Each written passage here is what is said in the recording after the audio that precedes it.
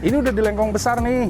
Oh, jadi nanti dari Lengkong Besar nemu jalan Bapak Supi, masuk aja. Nanti ada klaster sama Rivi, masuk aja. Oke.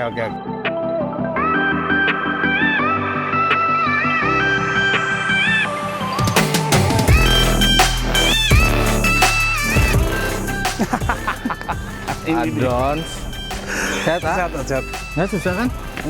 Dari sana tadi keliling dulu. Oh, siap. Tapi Jadi memang ini masuk klaster Gang Bapak Supi, cuman harusnya pasang pelang ya biar kelihatan. Iya bener, tapi Pelangnya ngumpet di sini. wow, sekarang udah di sini ya. Wah, Dan baru Telaga Bodas kan? Telaga Bodas ke Raja Mantri sekarang di sini. Pelangnya ngumpet, ah. Ngumpet dia. Ini cuman klaster ini aja. Iya, ada 7 Keren ya. bangunan. Alhamdulillah. Sejuk lah. Sejuk ya. Dari Telaga Bodas Ke Buah Batu ke Buah Raja Batu Mantri. dulu, terus Di sini. Siap. Alhamdulillah Dona nih iya alhamdulillah nih. mampir ke sini ditengokin kantor. Bener, soalnya penasaran sosok muda yang sangat berhasil Aduh, amin. dalam profesi hukum ini patut masuk ke bareng kita. Aduh, siap. Terima kasih. Ayo, masuk, Kak. Siap. Ngomong-ngomong, Siap. hari ini kan 28 Oktober. Oh, Sumpah Pemuda dong. Ini Siap. kawan-kawan di dalam juga masih muda-muda atau Muda, beda, dan berbahaya. Kalau kata lagu. muda beda dan berbahaya? Di kantor itu partner teman-teman ada berlima. Ada berlima. Ya, mayoritas masih Pemuda semua. generasi muda. Oke. Siap. Pengen ngobrol-ngobrol soal ini apa namanya kaitan dengan advokasi apa saja sih? Ya, Terus juga memang hari ini kan juga Sumpah Pemuda nih. Ya, siap. Spirit anak muda pernah mengadvokasi apa aja ya, biar Baraya Bandung kita tahu Siap. keseharian AA seperti apa atau sedang mengadvokasi hal apa aja. Kalau sekarang itu di kantor bersama teman-teman lagi mengadvokasi beberapa perkara. Ada perkara perdata berkaitan dengan kepemilikan objek, kemudian ada perkara pidana yang sedang berjalan. Nah, ada juga perkara non litigasi di luar pengadilan. Kami di kantor kita lagi memperjuangkan atau lagi mendampingi dalam proses pencarian keadilan nih para warga di Oh, yang Kota Bandung. sempat viral kemarin yang mau Ya, digusur yang itu ya. Bantaran. Oke. Kali itu karena memang Bantaran menurut kali ya. pandangan kami dihubungkan dengan aturan hukum yang ada sebetulnya memang itu nggak bisa untuk dilakukan penggusuran karena tidak memenuhi kualifikasi di Perda gitu. Sebelum jauh nanti cerita, Siap. itu kan berarti akan ada panggilan jiwa tuh untuk bisa mengadvokasi masyarakat seperti itu ya. Panggilan alam. Siap Pak. Kita coba lihat. Ayo masuk kantornya, Kak, masuk Kak sambil Siap. ngopi-ngopi Kak. Wow. Ini mah bagian depan untuk mempermudah tamu. Jadi ada Front office-nya nih ya. Nah, jadi kalau ada tamu datang kan ini terhubung ada bel ke atas, ada Oke. CCTV ke sini. Jadi kalau lagi di atas tahu siapa yang datang, diterima nanti sama di depan gitu.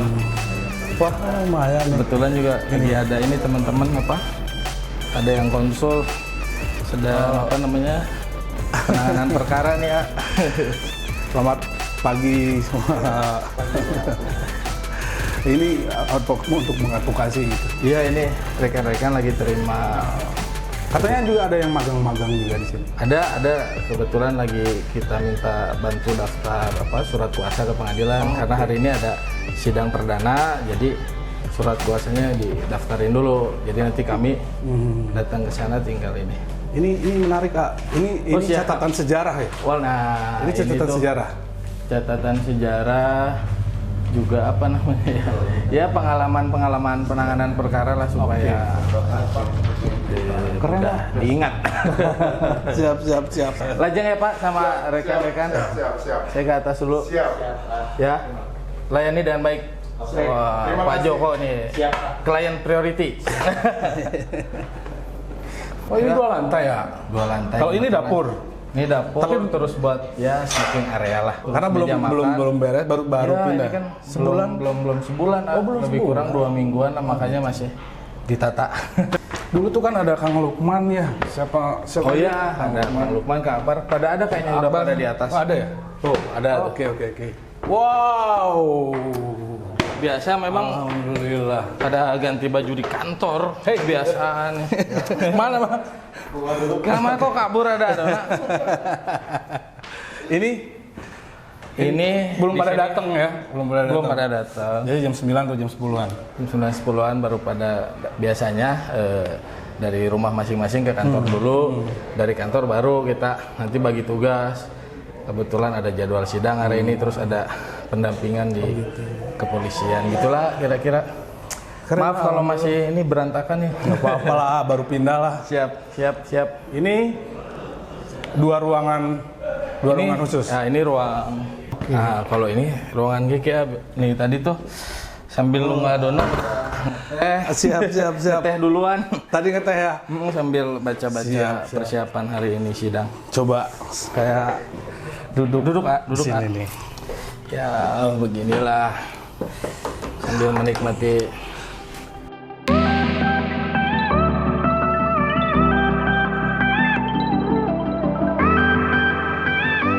Nyaman banget, Kak. Ya, beginilah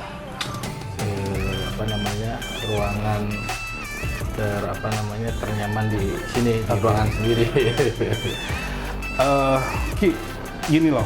Tadi kan kita baru waktu dari bawah, kita ingat hari ini tuh Hari Sumpah Pemuda. Hari Sumpah Pemuda 28 Oktober. Kaitan dengan itu sedikit biasa karena panggil AA juga Siap. sama, jadi Siap, ini sama. nama nggak apa-apa ya. Apa aman. Ki, jadi Perkenalkan. gini, dalam pandangan Kiki, muda itu berarti apa untuk Indonesia?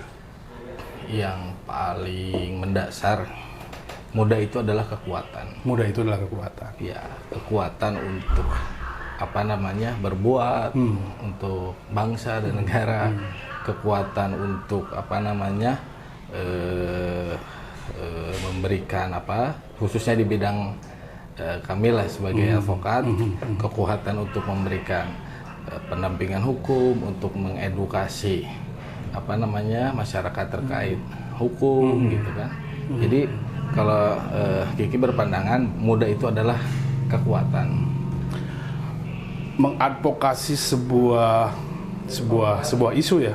Ya. Karena kita juga mungkin kalau saya bisa menambahkan, Ki, dulu juga kan Indonesia bisa memproklamirkan kemerdekaannya atas dorongan desakan pemuda, mungkin itu Iya, sana. betul.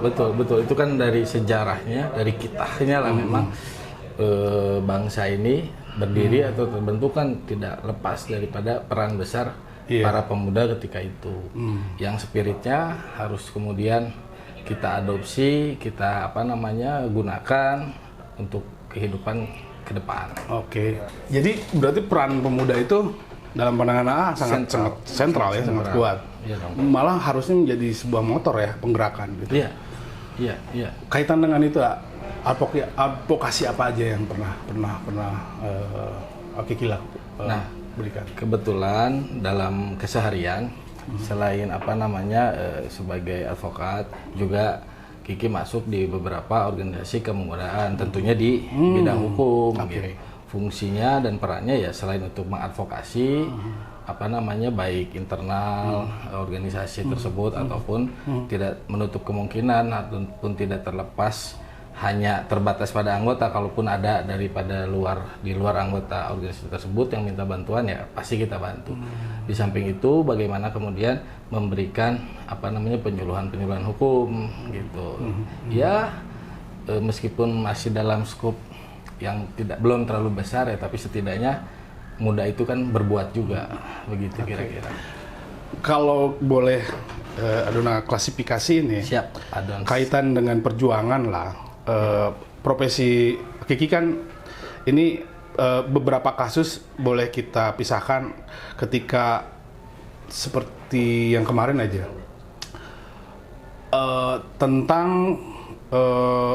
tentang advokasi sebuah lingkungan yang akan tergusur oleh aturan oleh Pemkot ya, oleh Perda. Ya, oleh Satpol PP kemarin.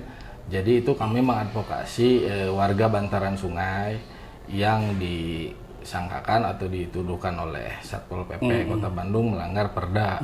Nah, setelah kami teliti aturan Perda tersebut, kita lihat tidak ada Perda yang dilanggar. Makanya kami advokasi, kami berikan pendampingan hukum juga, langkah-langkah hukum untuk melindungi kepentingan hukum serta hak para warga tersebut lah gitu kira-kira.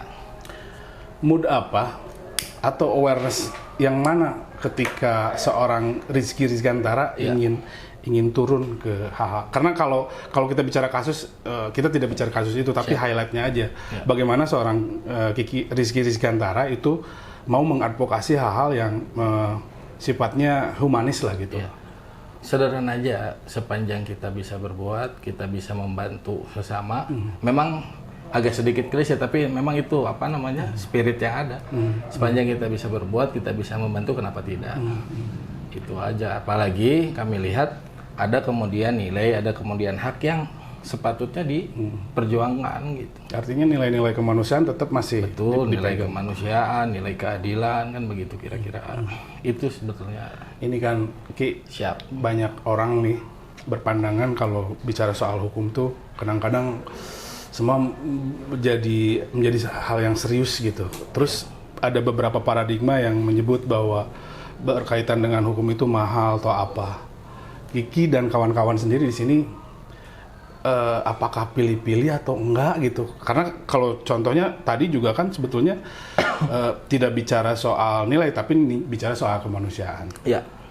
Dan juga ada juga yang perlu dijelasin karena memang kewajiban juga di dalam undang-undang advokat bagi seorang advokat untuk memberikan bantuan hukum cuma-cuma terhadap pencari keadilan yang memang tidak mampu begitu. Dan itu wajib dilakukan. Tanggung jawab moralnya ada undang-undang advokat, ada undang-undang bantuan hukum yang justru kalau seorang advokat dengan kewajiban yang melekat tidak menjalankan itu berpotensi melanggar kode etik karena di sumpah advokat juga itu diatur bahwa seorang advokat harus memberikan bantuan hukum cuma-cuma. Pendampingan ya. Betul. Dalam dengan kondisi si klien punya atau tidak. Ya, begitu. Jadi tidak bayangan publik kan pengacara mahal. Kalau pakai didampingi jasa pengacara harus persiapan merogoh kocek dalam, nggak juga sebetulnya karena seorang pengacara pun dia diwajibkan untuk memberikan bantuan hukum cuma-cuma terhadap para pencari keadilan yang memang tidak mampu. Itu wajib ya? Wajib. Dan ada beberapa aturan undang-undang advokat, undang-undang bantuan hukum plus sumpah advokat sendiri. Ketika itu tidak dilakukan melanggar kode etik. Gitu. Jadi bisa dicabut juga itunya oleh asosiasi. Bisa diperiksa lah di sidang etik namanya. Sidang etik. Ya. Berarti sama ya kalau profesi yang lain-lain. Iya, mungkin pasti ada juga kan nilai-nilai itu di setiap profesi. Kaidahnya ya norma, fundamental norma. Sebelum lebih jauh ngobrol, minum dulu teh. Siap. Ini tehnya nih. Dulu tuh kan pos bakum ya? Iya, dulu pos bakum. Seperti apa sih di pos bakum itu? Ya, jadi pos bakum itu kan memang wadah sebetulnya. Pos bakum pusat bantuan hukum. Pos bantuan hukum memang itu pelaksanaan daripada ya barusan undang-undang advokat, undang-undang bantuan hukum untuk dimana terkumpul atau gabungan advokat yang di dalamnya memberikan bantuan hukum secara cuma-cuma terhadap masyarakat mencari keadilan. Nah, nilai-nilai tersebut yang memang sampai hari ini dan mudah-mudahan sampai kapanpun sepanjang masih berprofesi sebagai advokat, nilai-nilai itu yang pasti akan dijaga. Setinggi apapun kawan-kawan yang sudah memang melalang buana tetap aja ada di pos bakum. Betul. Jadi di pos bakum itu tidak hanya misalkan dulu Kiki magang di pos bakum. Di pos bakum juga advokat yang sudah senior, sudah puluhan tahun pun masih tetap ada di sana untuk bagaimana membimbing kami ini yang baru untuk bisa memberikan bantuan hukum gitu. Karena memang di sana juga banyaknya soal isu-isu keadilan ya. Oh iya, karena yang datang ke pos bakum itu kan rata-rata ya masyarakat yang nggak mampu, yang memang rentan dengan perilaku atau rentan mendapatkan perilaku ketidakadilan atau kesewenang-wenangan gitu. Lama juga di pos bakum?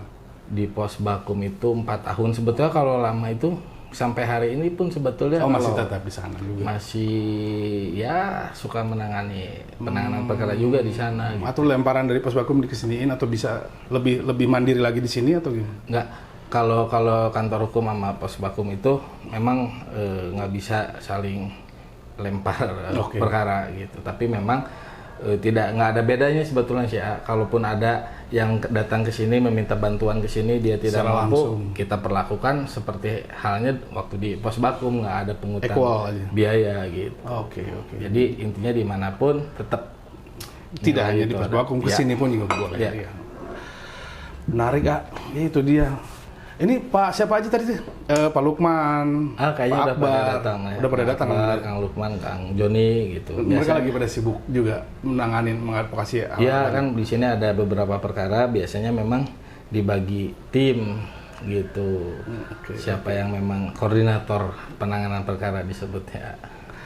Ini menarik nih, kalau ruang sebelah ini biasanya untuk apa? Nah di sebelah itu ruang meeting sebetulnya, cuman memang untuk kita bahas perkara atau gelar menerima observasi atau mentelaah sebuah perkara, satu kasus ataupun menerima klien, berdiskusi dengan klien bisa juga di ruang meeting sebelah. Harus coba nih Adona kita ngobrol di sebelah kayaknya. Boleh nih. Boleh dong. Ya? Boleh. Oke, siap.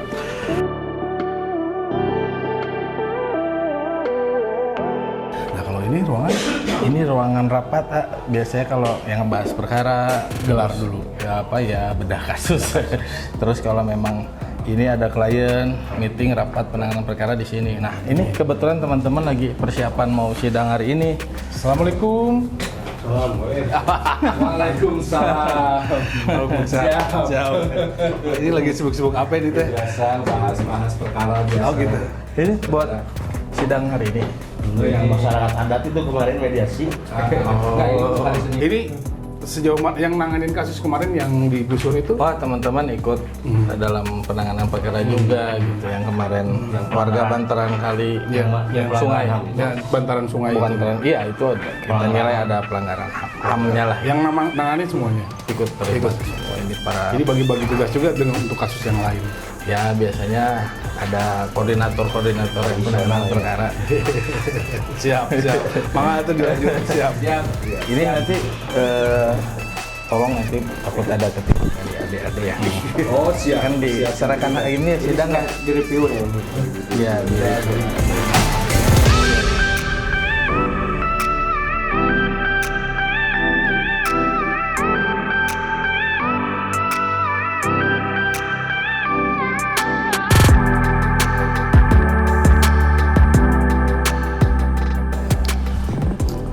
Aduh, mohon maaf menunggu tadi.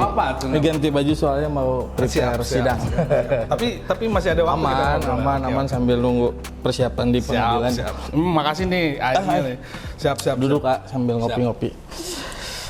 Nah, ini buat ngobrol-ngobrol santai di sini. Iya. Juga. Ngelanjutin soal isu soal peradilan, hukum. Ini kan semakin kesini pemerintah membuat regulasi atau aturan di dalam peraturan pemerintahan kaitan dengan salah satunya mungkin yang paling rentan itu kan hari-hari ini masyarakat sudah sangat tertarik dalam hal memberikan informasi karena infrastrukturnya sudah jelas seperti Facebook, medsos. Nah, kaitan dengan hal tersebut sebetulnya kan ada undang-undang ITE-nya. Ya, sebetulnya apa sih yang mereka harus pahami atau jaga ketika agar supaya apa yang mereka upload kaitan dengan informasi tidak menjadi hoax atau seperti apa?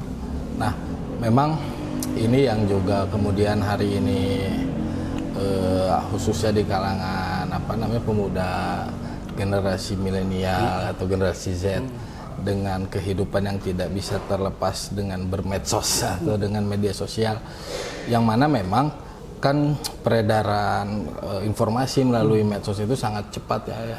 yang kaitan dengan barusan pertanyaan Adona, yang penting dipahami itu rambu-rambu atau norma-norma di dalam bermedia sosial yang kemudian berpotensi nantinya seperti Adona tadi katakan ada penyebaran hoax dan lain sebagainya.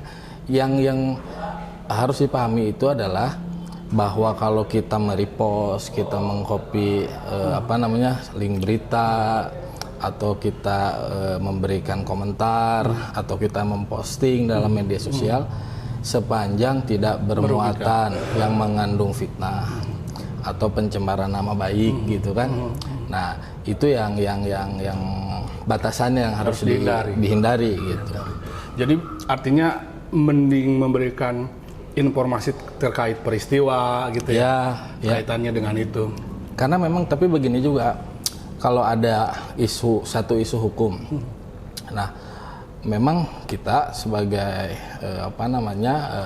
warga negara, khususnya kita pemuda, tentu kita kan ingin juga memberikan pandangan, berkontribusi, ingin juga berpendapat. Hak untuk berpendapat itu jelas dilindungi oleh konstitusi gitu kan, hak mengungkapkan pendapat. Nah itulah, tapi kemudian bagaimana informasi tersebut atau pendapat kita itu kita sortir, itu jangan sampai berpotensi nantinya ada akibat hukum kemudian gitu. Kaitan dengan akibat hukum itu biasanya apa, secara tendensi menyerang atau apa sih deskripsinya? Iya kan, sederhana saja. Yang banyak terjadi itu berujung kepada misalkan pelaporan fitnah atau pencemaran nama baik. Nah, memang idealnya ketika pendapat itu akan dikemukakan, kita sortir dulu kebenaran informasinya atau validitasnya. Validitas informasi tersebut sebelum di-share gitu. Karena memang prinsipnya untuk mengungkapkan pendapat itu hak satu warga negara, hanya memang ada batasan-batasan tertentu, dan memang apalagi sekarang di media sosial itu sangat banyak lah Berarti pendidikan 5W1H dalam kaidah jurnalistik itu seharusnya dipahami oleh masyarakat juga ya? Iya, itu mungkin nanti tugas Adona untuk memberikan memang informasi. Sama dengan profesi Akiki lah. Ketika memang profesi ini dilindungi dengan sebuah kode etik yang kita sama-sama menjunjung tinggi ya. Tapi balik lagi ya soal bagaimana hari ini masyarakat juga berkontribusi, terus juga kita lihat ada beberapa kasusnya seperti halnya hari kemarin tuh yang ditangkap di Serang yang masuk kan itu kaitan dengan Undang-Undang ITE ya.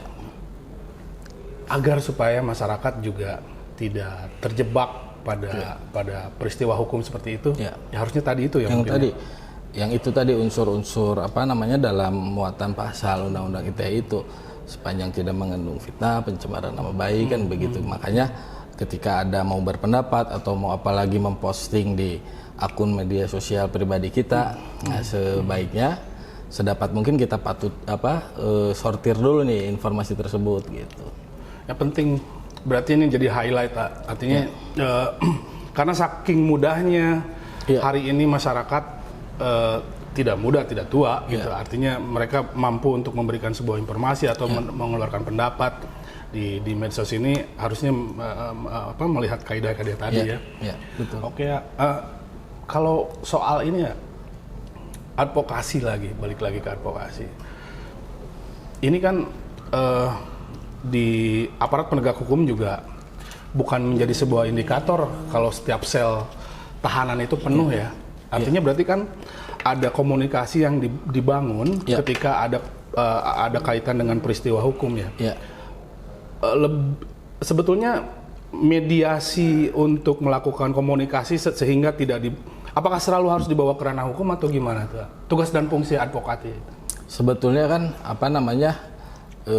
apalagi sekarang institusi penegak hukum baik itu Polri ataupun Kejaksaan sedang mengedepankan juga atau ada restoratif justice itu untuk bagaimana penyelesaian satu Restorasi perkara justice, itu di luar pengadilan gitu. Jadi memang idealnya memang tidak setiap perkara dibawa ke pengadilan gitu. Ada restoratif justice gitu. Jadi berarti tugas seorang advokat juga bisa menjembatani untuk bisa Betul. menyelesaikan Betul. Nah, sebelum kita kan juga sebagai advokat kita pahami ada norma atau ada aturan terkait dengan restoratif justice.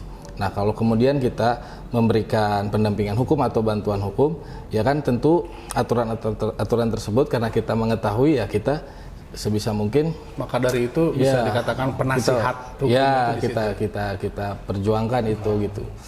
Contoh misalkan ada si A dengan si B berperkara di medsos katakan begitu, saling serang segala macam, saling lapor. Nah, tentu kalau ini dengan pendekatan itu kita bisa dampingi untuk kemudian menyelesaikan persoalan tersebut tanpa harus jauh ke pengadilan gitu. Karena tidak baik juga, artinya akan panjang ya kalau berkaitan dengan peristiwa hukum terus dibawa ke, apalagi itu yang tadi Adona menyinggung yang di Serang kan itu public figure. Ya tidak sedikit mungkin yang mengagumi yang bersangkutan. Nah, bagaimana kemudian itu tidak dicontoh, apalagi kan pasti yang mengagumi atau yang sering mengikuti perjalanan yang bersangkutan kan generasi muda. Nah, jangan sampai kemudian itu berdampak gitu kepada para pengagumnya gitu. Makanya penting juga untuk dikemukakan batasan-batasan di dalam bermedia sosial gitu. Betul. Oke. Ini karena mungkin takutnya masih ada tamu nih. Ada beberapa pertanyaan terakhir nih. Sebelum closing statement, ada nggak rencana untuk seorang Rizky Rizkyantara turun ke masyarakat, lebih memberikan sebuah pencerahan terkait masalah hukum atau apa? Gitu. Ya memang itu jadi satu concern juga ya, jadi satu pemikiran ke depan bagaimana tidak hanya kemudian setelah jadi perkara kami menangani atau mendampingi perkaranya, tapi bagaimana upaya preventif atau upaya pencegahan, bagaimana masyarakat ataupun warga negara dapat terlindung dari atau terhindar dari persoalan hukum. Kami juga ingin sebetulnya, kalaupun tidak dengan sarana kantor hukum kami ini, tentu dengan organisasi yang tadi diceritakan Kiki ada di sana, bagaimana bisa bekerja sama dengan misalkan aparat kewilayahan, apakah itu desa atau kecamatan, untuk bagaimana menggelar penyuluhan agar adanya kesadaran hukum dan bagaimana kemudian rambu-rambu itu bisa terlihat memecahkan persoalan-persoalan hukum yang ada di dalam kehidupan sehari-hari masyarakat gitu. Ya, contohnya seperti misalkan ada rentenir gitu kan, pinjol gitu kan, itu memang banyak tekanan intervensi yang seperti apa? Iya, bagaimana kemudian menghadapi itu, bagaimana hukumnya, bagaimana penyelesaiannya, kan itu memang yang harus juga kita berikan. Iya, ketika persoalan di daerah misalkan ojek, kredit motor, kemudian macet, kan itu persoalan yang banyak terjadi, bagaimana menyikapinya gitu. Berarti lebih jemput bola ya. Nah, begitu. Karena permasalahan di masyarakat itu karena banyak sekali pasti persoalan yang berpotensi menjadi baik itu sebagai korban atau sebagai pelaku suatu tindak pidana gitu. Oke. Kaitan dengan itu semua, kita mudah-mudahan rencana Kiki juga bisa berjalan lah. Ya. Ada harapan untuk terakhir nih sebelum? Ya, harapan untuk para generasi muda yang penting kita jangan berhenti bergeraklah begitu untuk mengejar harapan dan cita-cita, kemudian gali potensi sedalam mungkin di dalam diri kita gitu, banyak bergaul tentunya dengan pergaulan yang positif vibes kalau anak muda sekarang itu bilangnya. Berkontribusi di wilayah masing-masing. Berkontribusi di wilayah masing-masing, kan toh dimanapun kita bisa berkontribusi gitu, bisa berbuat gitu. Karena kan Gini, kan kita ini Indonesia ini kita negara hukum, bukan negara kekuasaan. Artinya dalam kehidupan kita sehari-hari, dalam kita bermasyarakat, ada aturan hukum yang di situ melekat hak dan kewajiban gitu.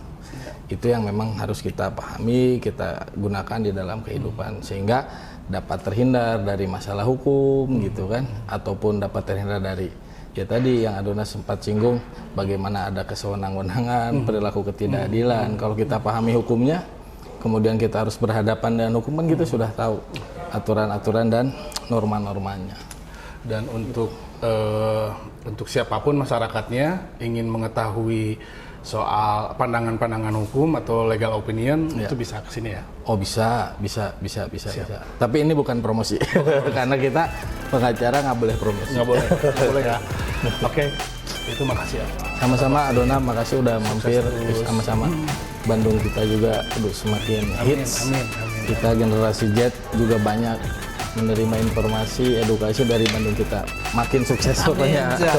Terima kasih banyak. Salam buat semuanya. Makasih.